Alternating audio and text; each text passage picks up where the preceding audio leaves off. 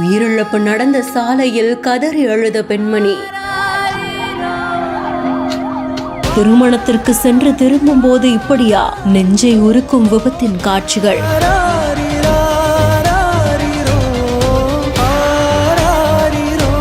கள்ளக்குறிச்சி மாவட்டம் சிறுமங்கலம் கிராமத்தை சேர்ந்த ஒரு பெண், இன்னொரு பெண் மற்றும் ஒரு 3 வயது சிறுவன் 3 பேரும் உறவினர் வீட்டு திருமணத்துக்கு போயிட்டு திரும்பி வந்ததாக கூறப்படுது. சொந்த கிராமத்துக்கு வந்துகிட்டு இருக்கும் பொழுது இவங்களுக்கு பின்னாடி வந்த கார் இருசக்கர வாகனத்துல மோதி விபத்து ஏற்பட்டதாக கூறப்படுது. இதனால 3 பேரும் தூக்கி வீசப்பட்டு சம்பவ இடத்திலேயே பானுப்பிரியாங்கிற பெண் பரிதாபமா உயிரிழந்திருக்காங்க.